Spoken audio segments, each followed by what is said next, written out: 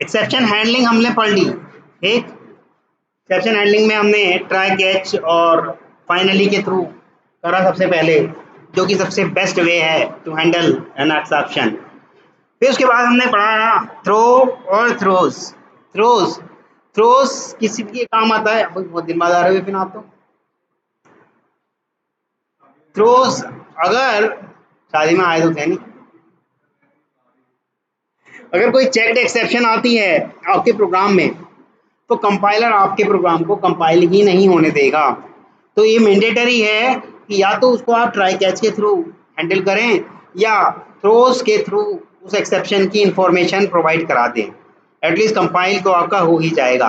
Exception अगर नहीं आई तो प्रोग्राम का एग्जीक्यूशन और टर्मिनेशन नॉर्मल रहेगा, लेकिन अगर एक्सेप्शन आ गई तो प्रोग्राम का नॉर्मल टर्मिनेशन नहीं, अब नॉर्मल टर्मिनेशन हो जाएगा। उस केस में उसके एक्सेप्शन को हैंडल करना मैंडेटरी है, ठीक।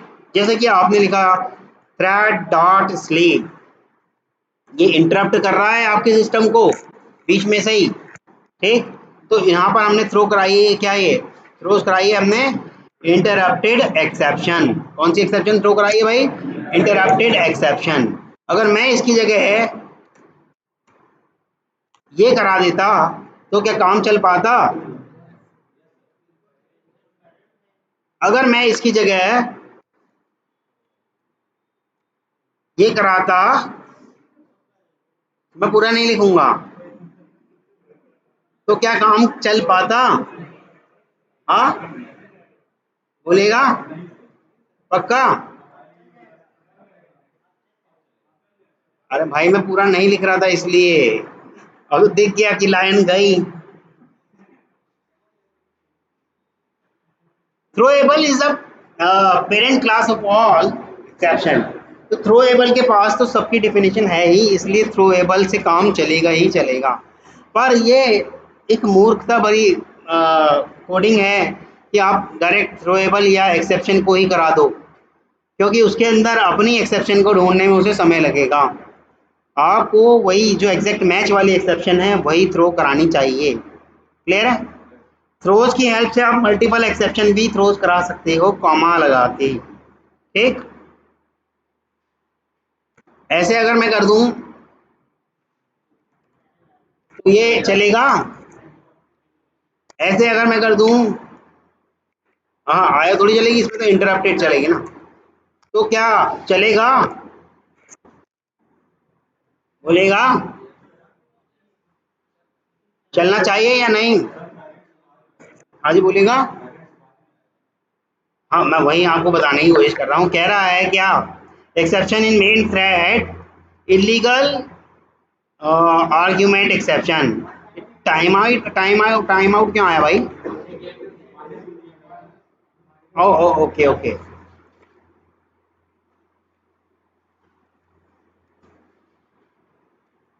ठीक, जब हम इसको चला रहे हैं थ्रेड डॉट स्लीप बहुत लंबा चल गया तो वो कर देते हैं, बहुत है, ठीक। तो थ्रेड डॉट स्लीप मेरा स्लीप भी हुआ और उसके बाद कुछ मैं अगर प्रिंट कराना चाहता हूँ ये प्रिंट भी हो जाएगा।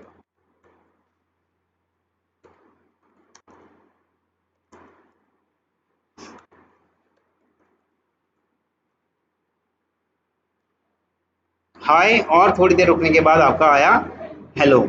लेकिन आप सोच रहे होंगे कि जब पहले ही हमने यहाँ पर उसकी पेरेंट एक्सेप्शन डाल रखी है तो कॉमा देके बाद में और एक्सेप्शन देने की क्या आवश्यकता, ठीक, या एरर क्यों नहीं आ रही? तो यही मैं आपको बताना चाह रहा था। Try catch is different combination but throws is different combination. Throws पे आप कॉमा लगा के कोई भी एक्सेप्शन अगर पास करा रहे हैं वो उसको अलाउ कर देगा, लेकिन कैच के केस में अगर एक बार पेरेंट एक्सेप्शन आपने पास करा दी उसके बाद उसकी चाइल्ड एक्सेप्शन अगर आप कराने की कोशिश कर रहे हैं तो वो बोलेगा अनरीचेबल कोड, इस तरह का कुछ बोलेगा, क्योंकि ऑलरेडी वो एक्सेप्शन उसके पेरेंट के द्वारा हैंडल की जा चुकी।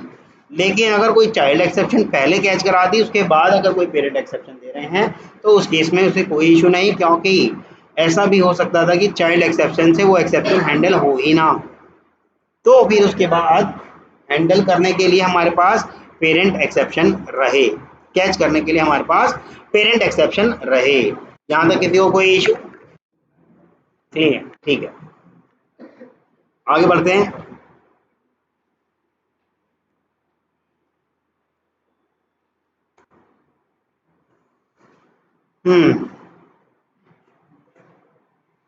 मेन मेथड में हमने अगर मान लो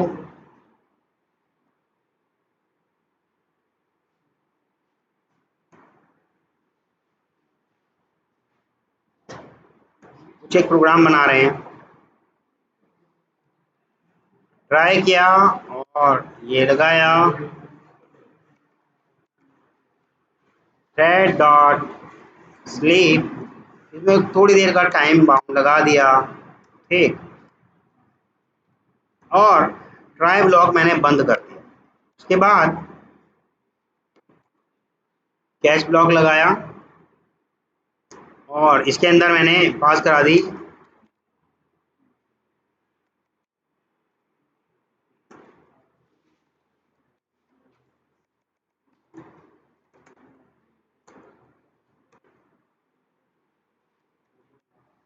ठीक। एक तरीका तो मेरा ये हुआ, और दूसरा कैच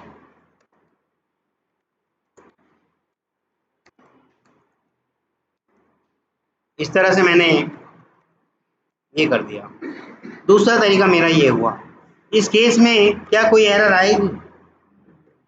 अब तीसरा, मेन मेथड थ्रोज कराया,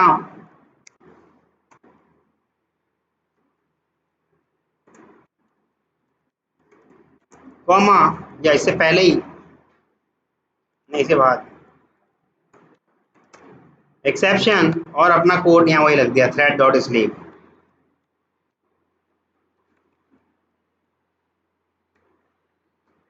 ठीक, तो क्या किसी भी तरह की कोई एक्सेप्शन आएगी?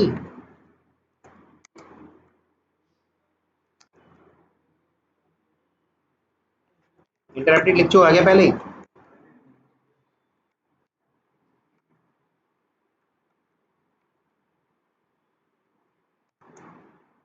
ठीक,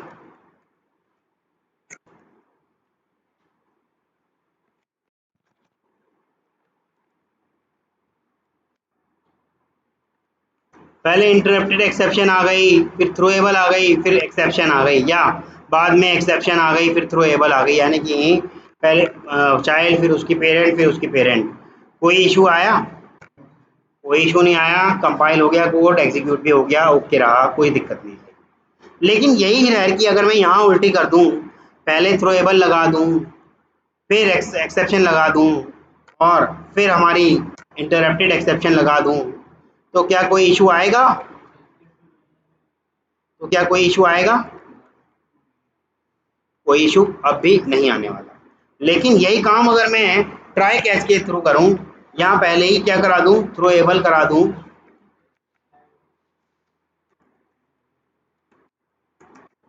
और फिर एक्सेप्शन करा दूं, और फिर इंटरप्टेड एक्सेप्शन करा दूं, तो क्या कोई इशू आएगा?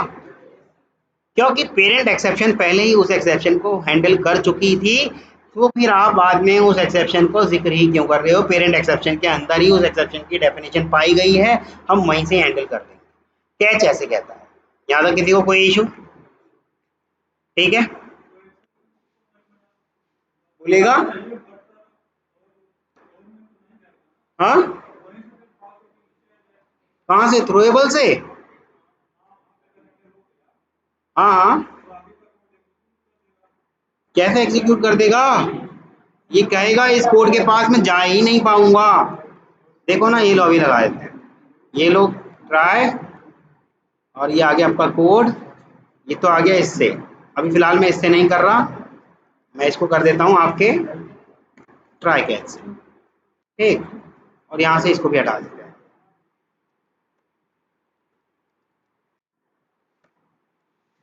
ठीक, और देखिएगा ये एक्सेप्शन आ गई, क्योंकि थ्रोएबल ऑलरेडी क्या कह देगा कि भैया हम तो इसको एक्सेप्शन को हैंडल कर लेंगे। अब आपने एक्सेप्शन क्यों लिखा, तो ये क्या लिखा हो गया, अनरीचेबल कोड और ब्लॉक। इस कोड और इस ब्लॉक तक मैं कभी जा ही नहीं पाऊंगा, तो आप लिख क्यों रहे हैं? क्योंकि इससे पहले जो एक्सेप्शन आपने लिखी है उसके थ्रू मेरी एक्सेप्शंस हैंडल हो गई। परंतु अगर ऐसे होता, हाँ वही वही वही, अगर ऐसे होता तब इसको कोई इशू नहीं होता, क्योंकि एक्सेप्शन जो है थ्रोएबल की चाइल्ड है। अगर मान लो एक्सेप्शन से कोई एक्सेप्शन हैंडल हो सकने से रुक गई हो तो नीचे उसकी दूसरी कैच लगी है ना, इसलिए यही बताने की कोशिश करता हूं। हाँ हाँ, पेरेंट के नीचे हमेशा चाइल्ड ही रहेगी, ना कि कभी ऐसी रैर की होने वाली है चाइल्ड के नीचे पेरेंट, ऐसी कभी नहीं होने वाली।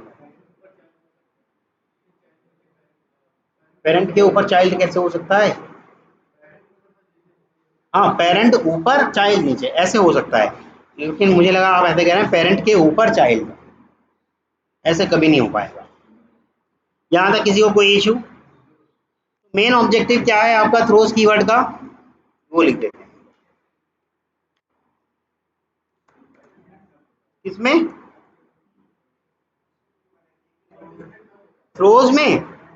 थ्रोज में उसकी पहली शर्त है कि आप मल्टीपल एक्सेप्शन थ्रोज करा सकते हो, सिर्फ और सिर्फ कंपाइलर को इन्फॉर्मेशन देने के लिए। कंपाइलर का इसके आगे कोई मैं रोल आप एप्लीकेबल कराने ही नहीं वाला, लेकिन इसके अंदर कंपाइलर का रोल एप्लीकेबल है। वो चेक कर लेता है कि कौन सी एक्सेप्शन हैंडल हो रही है, क्योंकि इसके अंदर हम हैंडलिंग कोड लिख रहे हैं, उसमें हैंडलिंग नहीं, उसमें सिर्फ डिक्लेरेशन कोड लिख रहे हैं। अगर वो हैंडलिंग के काम का होता तब वहां भी उसे दिक्कत आती, वो केवल डिक्लेरेशन डिक्लेरेशन पर्पज के हिसाब से है। ठीक है,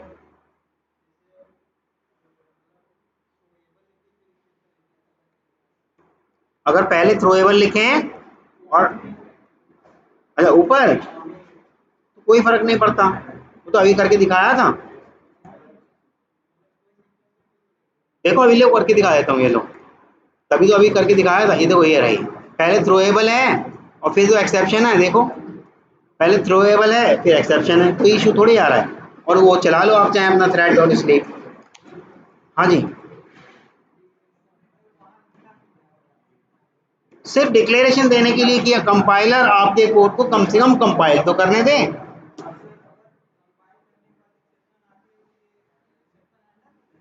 मैंने कब कहा हैंडल है, वो डिक्लेयर बार बार एक शब्द इस्तेमाल कर रहा हूँ, डिक्लेरेशन।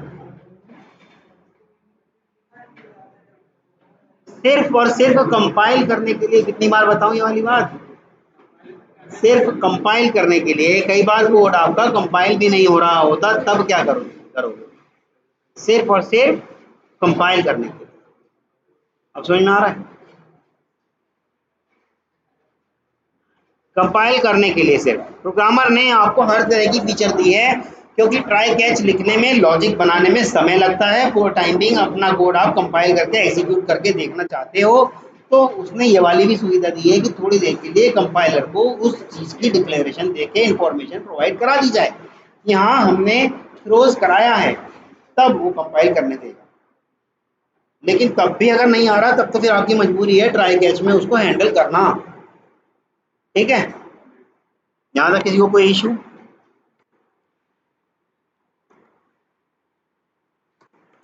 बड़ा कर देता हूँ थोड़ा। मेन ऑब्जेक्टिव ऑफ, ऐसे नहीं लिखते, जैसे लिखा होता है वैसे ही लिखते हैं, कभी वो कैपिटल लेटर में आप मान जाओ। Main objective of throws keyword is to declare या सेट या डेलीगेट, जो भी आपको अच्छा लग रहा हो।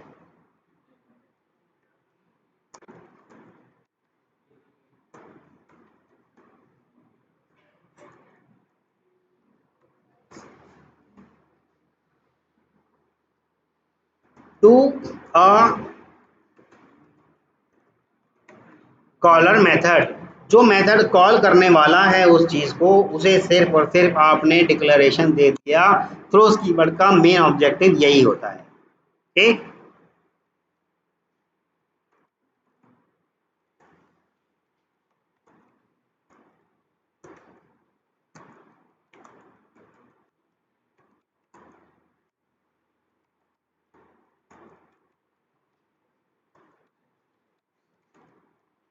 केवल और केवल चेक्ड एक्सेप्शंस के केस में ये आपका रिक्वायर्ड होता है, अनचेक्ड एक्सेप्शन के केस में आप थ्रोज नहीं कराएंगे।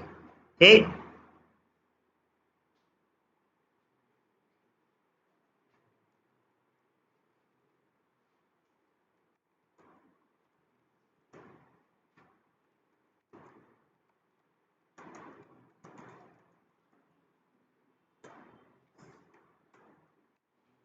ये वर्ड देखो, सिर्फ कंपाइलर को समझाने के लिए, बहलाने के लिए, बताने के लिए, इंफॉर्मेशन देने के लिए कि मेरे पास इस एक्सेप्शन का मेरे को जानकारी है कि हाँ इससे ये एक्सेप्शन आने वाली है। ठीक, तो कन्विंस कंपाइलर। ठीक, इससे हम प्रोग्राम के एबनॉर्मल टर्मिनेशन को लो लिख देता हूँ, वी कैन नॉट स्टॉप और अवॉइड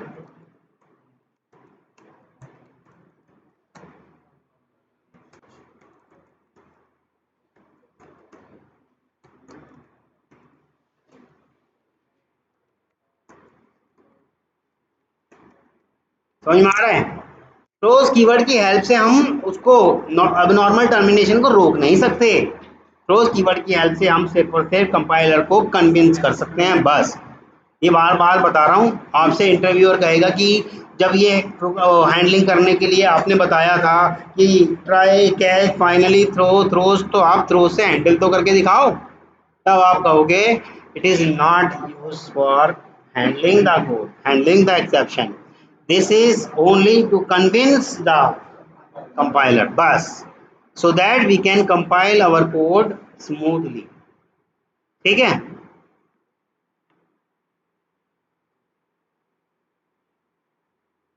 अच्छा, फिर रिकमेंडेशन क्या है?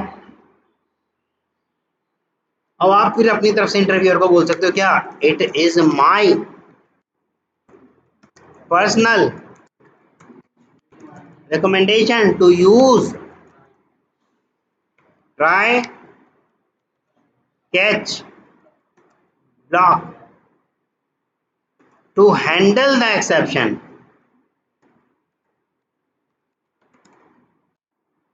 क्योंकि अगर मान लो कंपाइलेशन के टाइम पे कोई प्रॉब्लम नहीं आई, रन टाइम पे तो आ सकती है, इसीलिए बेस्ट वे हमेशा बताया गया है क्या, ट्राई कैच ब्लॉक।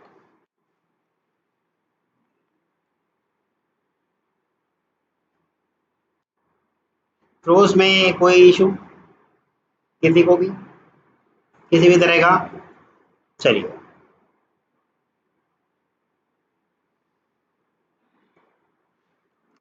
एक आता है आपका थ्रो, थ्रो कीवर्ड,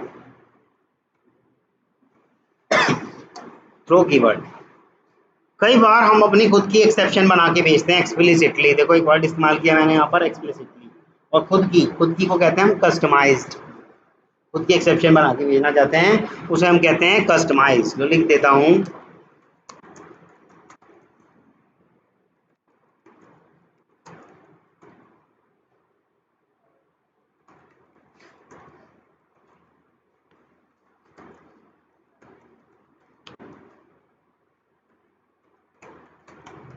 हम अपनी खुद की एक्सेप्शन बना सकते हैं और उसे एक्सप्लिसिटली थ्रो भी करा सकते हैं। ठीक, और इसी इसी एक्सेप्शन के ऑब्जेक्ट को हम we can hand over to JVM। JVM कोई तो ज्यादा था डिफॉल्ट एक्सेप्शन हैंडलर से, याद आ रहा है? जो वो 3 बातें भेजता था, क्या क्या? एक्सेप्शन का नाम, एक्सेप्शन के डिस्क्रिप्शन और एक्सेप्शन का लोकेशन। ये 3 चीजें ऑब्जेक्ट बना के भेजता था। तो हम भी अपनी कस्टमाइज एक्सेप्शन एक्सप्लिसिटली भेज सकते हैं JVM को मैनुअली बाय यूजिंग, इसको उसमें कर देते हैं, बाय यूजिंग थ्रो कीवर्ड। यहाँ तक किसी को कोई इशू बोलेगा? किसी को भी? चलिएगा,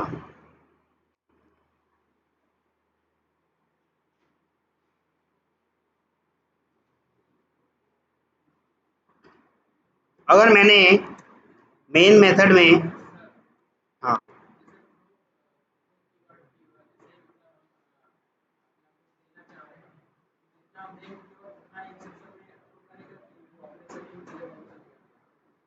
जितना हम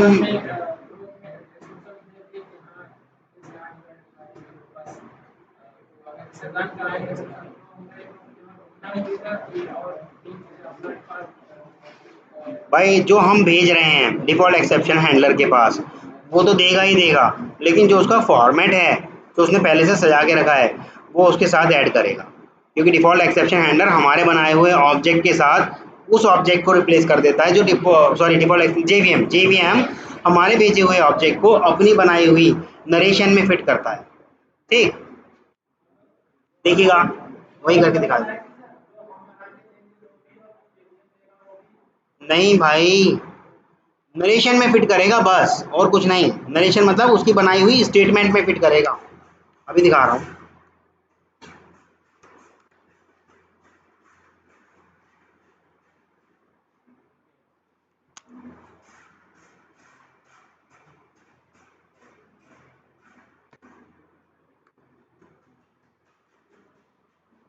मैं सिर्फ हेलो चाहता हूँ, मैं सिर्फ हेलो चाहता हूँ। ठीक, तो आपका देखिएगा, जो उसकी बनाई हुई नरेशन थी, exception in main thread main, ये उसकी खुद की बनाई हुई नरेशन थी। उसने उस नरेशन में जो फिट करी डिस्क्रिप्शन मेरी वाली करी, जो मैं थ्रो कराना चाहता था। हाँ हाँ हाँ, यही तो वो कराता है थ्रो। आपका खुद का बना के कस्टमाइज मैसेज उसके अंदर पास करा देगा, लेकिन जो उसके पास खुद की नरेशन है, उस नरेशन में ले जाके आपके वाले ऑब्जेक्ट को फिट करेगा। क्लियर है?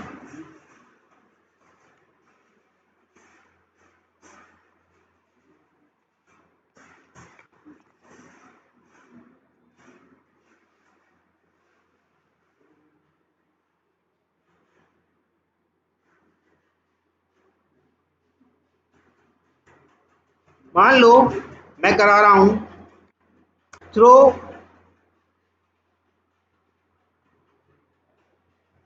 एक्स वाई जेड, कुछ भी डाल देता हूँ, ए या बी, कुछ भी इस तरह से थ्रो ए कराता हूँ, तो क्या किसी भी तरह की कोई एक्सेप्शन या कोड कंपाइलेशन एरर आएगी?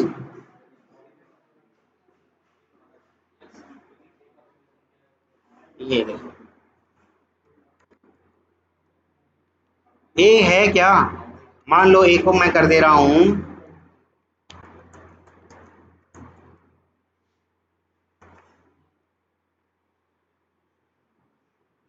अच्छा नल थोड़ी जाएगा। ठीक, अब भी अब भी जब कभी भी आप थ्रो कराते हो, तो वो आपसे मांगता है उस ऑब्जेक्ट को। ठीक, उस ऑब्जेक्ट को जिसे वो हैंड ओवर करने वाला होगा जेवीएम को।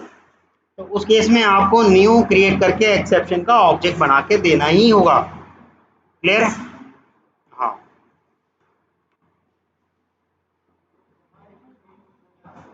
अब बोलिएगा। जहाँ थ्रो यूज होगा वहां पर डालना ही होगा न्यू बना के कीवर्ड। ठीक, इंटरप्ट हो जाएगा तो वहां मैं लिखवा दूं इंटरनेट इज इंटरप्टेड। ऐसा मैं ट्राई कैच में नहीं करा पा रहा था ना, ऐसा मैं थ्रोज में नहीं करा पा रहा था ना। हाँ, ऐसा मैं वहां नहीं करा पा रहा था, तो इसलिए उसने अनचेक्ड एक्सेप्शन के लिए एक और कीवर्ड बनाया थ्रो, जिससे आप अपना एक्सेप्शन को एक्सप्लिसिटली सेंड करा सकते हो। ठीक है,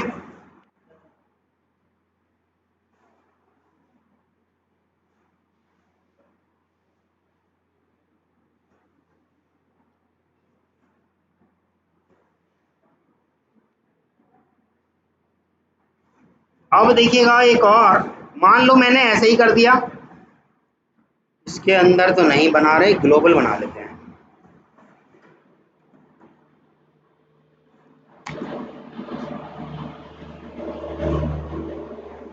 यही कर देते हैं,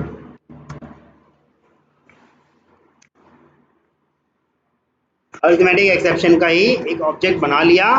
ठीक, और यहाँ मैं करा रहा हूँ इसको थ्रो ई, ओ ए, ए थ्रो ए करा रहा हूँ, तो क्या आएगा?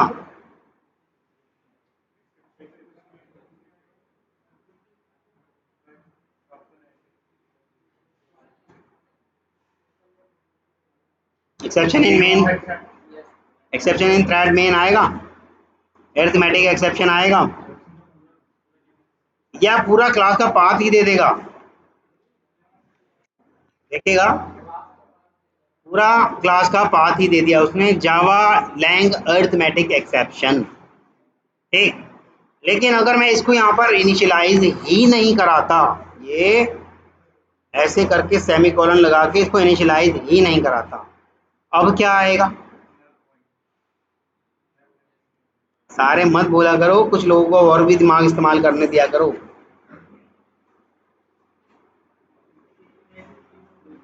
जीरो नहीं हुई, हाँ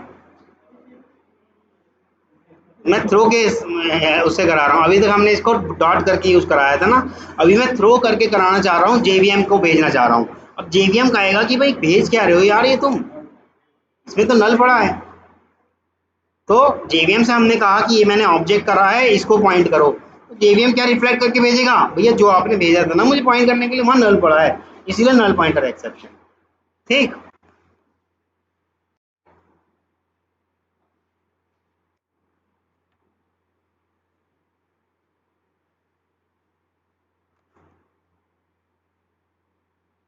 अगर मैं ऐसे कर दूं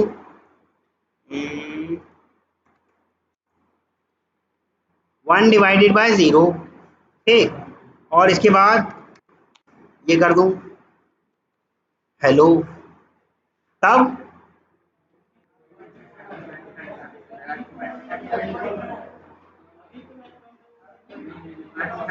नल पॉइंटर, नल पॉइंटर क्यों आएगी?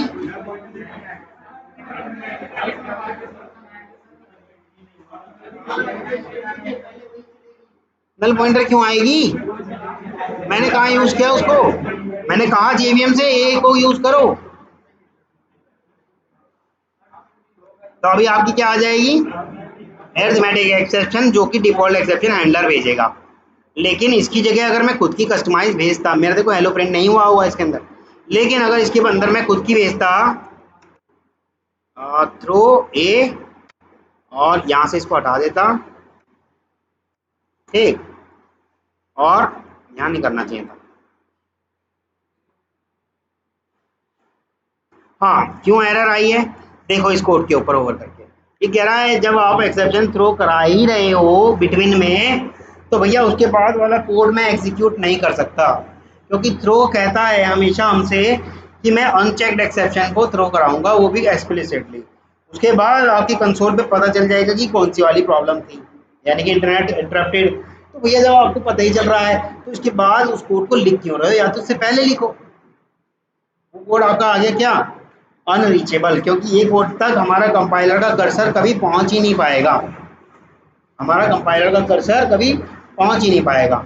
इसीलिए जो वाली बात मैंने बताई थी आपको, नॉर्मल टर्मिनेशन और एबनॉर्मल टर्मिनेशन, उसमें कंफ्यूज कभी मत होना इसको लेके या थ्रोज को लेके।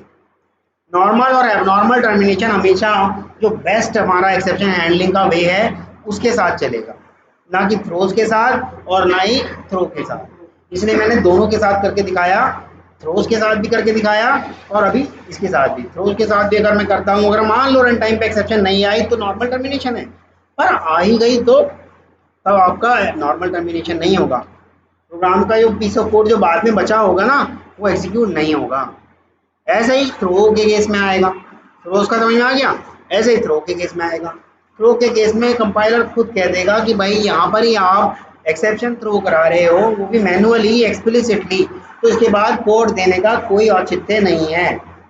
ठीक,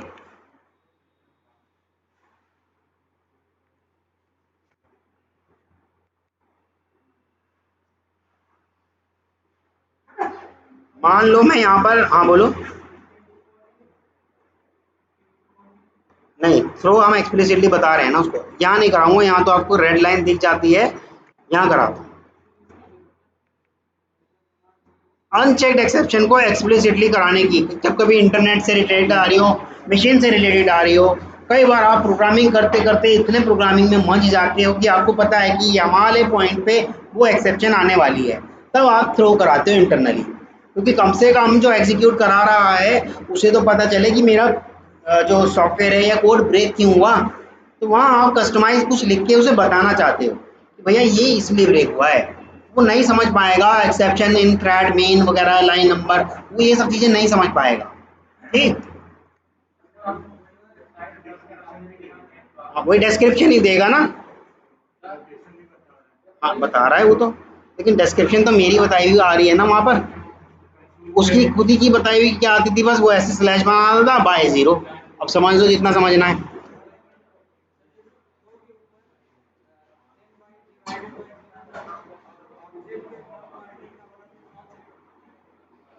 थ्रो के ऊपर एक मिनट रुको, कैसे कह रहे हो, दोबारा से बता देते हैं।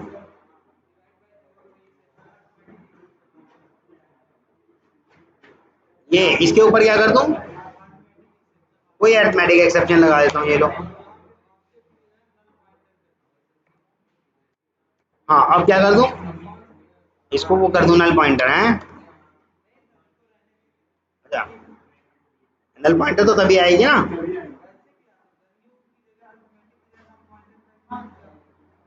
वो तो नल तो जब ऑटोमेटिकली आ ही जा रहा है तो मैं क्यों करूँ काम का।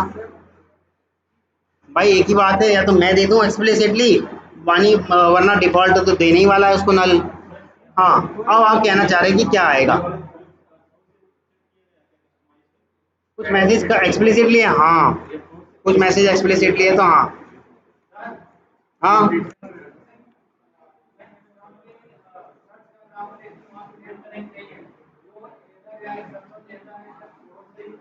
कौन सा वाला।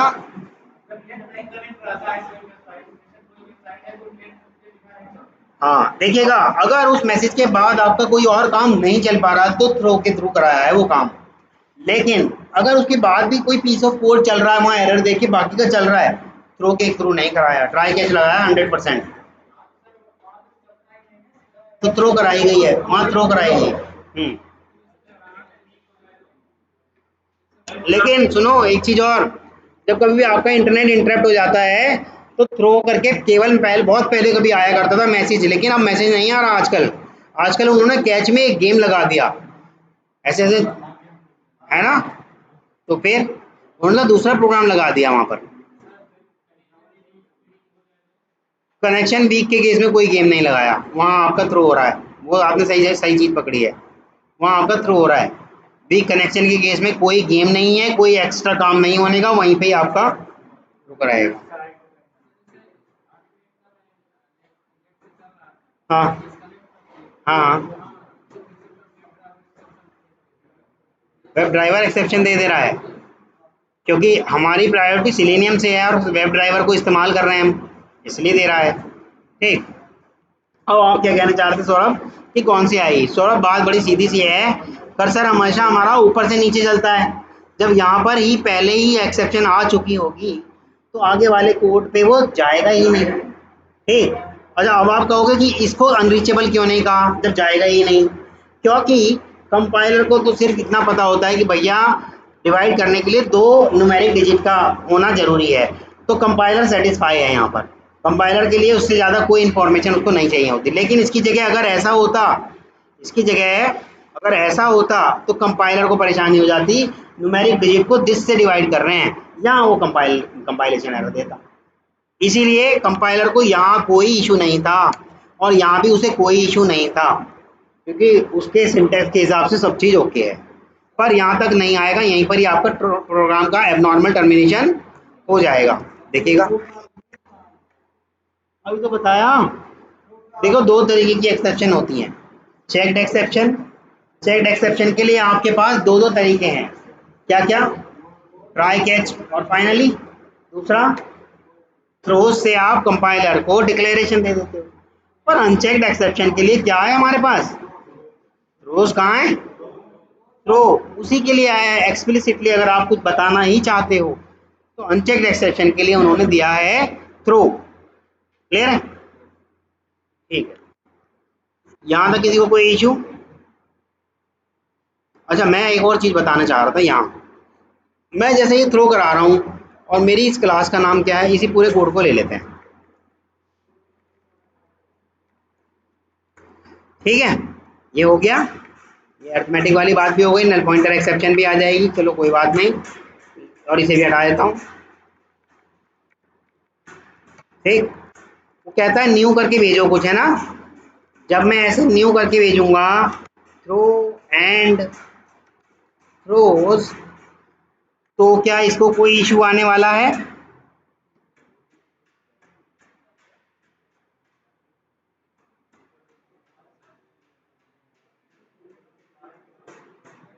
या इसकी जगह ऐसे कर दूं तो क्या इसे कोई इशू आने वाला है?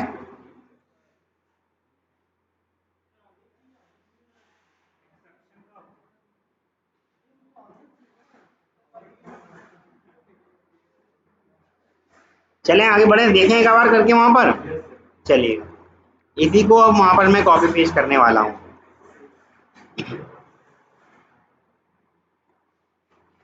ये मैंने कर दिया।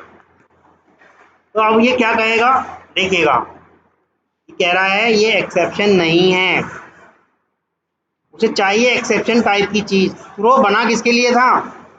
सभी ऑब्जेक्ट को थ्रो कराने के लिए नहीं। मेथड से अगर जब कभी भी हम इंटरप्टेड चीज जेवीएम को हैंड ओवर करते हैं, वो एक्सेप्शन से संबंधित चीज को भेजते हैं। अब ऐसा नहीं है कि हमने उसको प्रोग्राम बना के भेज दिया, या हमने कोई जार बना के भेज दी, या हमने कोई इसी क्लास का ऑब्जेक्ट बना के भेज दिया। ठीक, मुझे मालूम था बहुत सारे लोग न्यू कीवर्ड से यही सोच रहे होंगे कि ऑब्जेक्ट भी तो भेजना है। ठीक है, ऐसा नहीं है। ठीक है, हाँ, एक्सेप्शन क्लास टाइप नहीं, थ्रोएबल है ना, थ्रोएबल है क्लास तो। एक मिनट, एक्सेप्शन का अगर मेरा न्यू बन सकता है तो फिर वो क्लास है, अगर नहीं बन पा रहा है तो इंटरफेस है। नहीं बन पा रहा है ना, एड थ्रो डिक्लेरेशन थ्रो, और सॉरी ये तो चेक्ड होगी, ऑब्वियसली चेक्ड होगी, चेक तो हम भेजेंगे ही नहीं, हम अनचेक्ड भेजेंगे। चाइल्ड भी तो हमारी चेक्ड हो सकती हैं। मैं हमेशा कह रहा हूँ थ्रो के लिए अनचेक्ड, हमने अनचेक्ड छोड़ दी ना अभी कितने दिन से, सिर्फ चेक्ड चेक्ड पे फोकस कर रहे थे, कितनी सारी हमारी अनचेक्ड वाली भी तो रहती थी। वो वाली, वो वाली हम थ्रो के। हाँ, हाँ, किससे? ये जो ये अरिथमेटिक एक्सेप्शन करके है। हाँ, तो ये अनचेक्ड एक्सेप्शन है, रन टाइम पे होने वाली। ऑब्जेक्ट बनाने का पर्पस ये था, मैं चाहता था कि आपको ये दिख जाए कि डिफॉल्ट एक्सेप्शन हैंडलर के पास जाएगा क्या।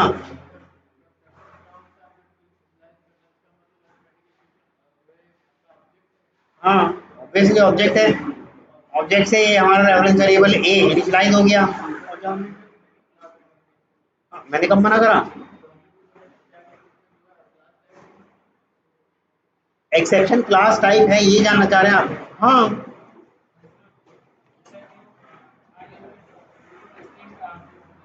इसका फाइल इनपुट आउटपुट स्ट्रीम,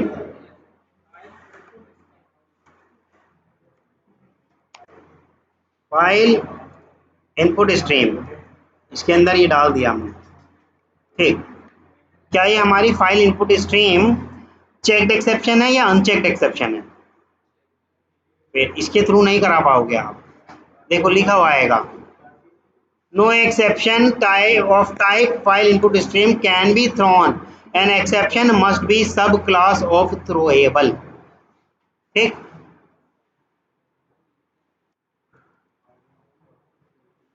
ठीक है, फिर यहीं तक रखते हैं इसको, थ्रोज को। अभी आपका जो टॉपिक मेन रहता है भाई, एक्सेप्शन हैंडलिंग तो हो ही गया है, बचता है